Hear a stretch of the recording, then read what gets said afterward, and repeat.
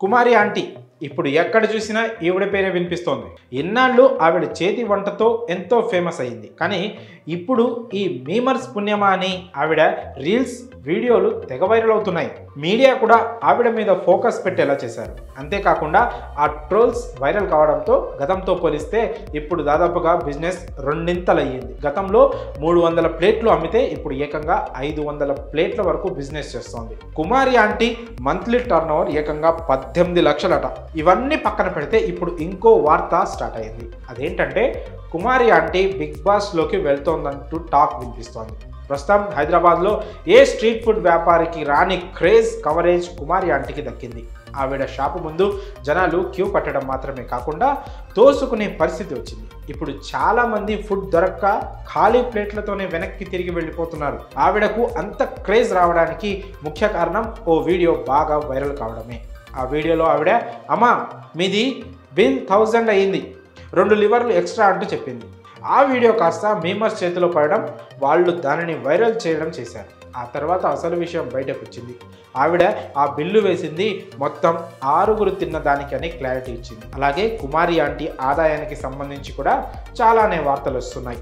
అయితే వాటిపై కూడా క్లారిటీ ఇచ్చారు. తనకు రోజుకు కౌంటర్ 60,000 అవుతుందట. వాటిలో 50,000 ఖర్చులు పోతే ఓ 10,000 మిగులుతాయి. మళ్ళీ వాటికి అదనంగా పని వాళ్ళ ఖర్చులు కూడా ఉంటాయట. అన్నీ పోను నెలకు 1,50,000 వరకు ఆదాయం ఉంటుందని చెప్పుకొచ్చారు కుమారి ఆంటీ. ఈ టాపిక్ కూడా క్లోజ్ అయిన తర్వాత ఇప్పుడు కొత్త చర్చ తెరపైకి వచ్చింది. అదే కుమారి ఆంటీని బిగ్ బాస్కి పంపాలట. సాధారణంగా బిగ్ బాస్కి సెలబ్రిటీలను పంపుతారు, కానీ కామన్ మ్యాన్ కేటగిరీ అంటూ ఒకటి ఉంటుంది. దానిలో సోషల్ మీడియాలో ఫాలోయింగ్ ఉన్న బాగా పాపులర్ అయిన వారిని తీసుకుంటారు. బిగ్ బాస్ తెలుగు సీజన్ 7లో అయితే పల్లవి ప్రశాంత్ వెళ్ళడమే కాకుండా విన్నర్గా నిలిచాడు. ఇప్పుడు Bigg Boss Telugu OTT season 2 ప్రారంభం కాబోతోంది. ఫిబ్రవరి నెల మధ్యలోనూ చివరి నుంచో ఈ సీజన్ స్టార్ట్ అవుతుందని చెప్తున్నారు. ఇప్పుడు ఆ బిగ్ బాస్ ఓటీటీ సీజన్కి కుమారి ఆంటీని తీసుకోవాలంటూ ఆవిడ ఫ్యాన్స్ డిమాండ్ చేస్తున్నారు. అలాగే ఆవిడ లాంటి సెల్ఫ్ మోటివేటెడ్ ఉమెన్ అలాంటి రియాలిటీ షోకి వెళ్తే మరింత మందికి స్ఫూర్తిని ఇచ్చిన వాళ్ళు అవుతారంటూ చెప్తున్నారు. బిగ్ బాస్ యాజమాన్యానికి కూడా ఇలాంటి వాళ్ళే కావాలి. సోషల్ మీడియాలో బాగా బజ్ ఉన్న వాళ్ళైతే వారికి కంటెంట్ పరంగా కూడా మంచి వర్కౌట్ అవుతుంది. అయితే ఇది కేవలం ప్రచారంగానే మిగిలిపోతుందా, లేక కుమారి ఆంటీ నిజంగానే బిగ్ బాస్ హౌస్లోకి అడుగు పెడతారంటే కాస్త టైం వేచి చూడాల్సిందే.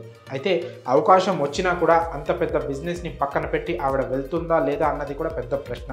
మరి కుమారి ఆంటీని బిగ్ బాస్కి పంపాలంటూ వస్తున్న డిమాండ్పై మీ అభిప్రాయాలను కామెంట్స్ రూపంలో తెలియజేయండి.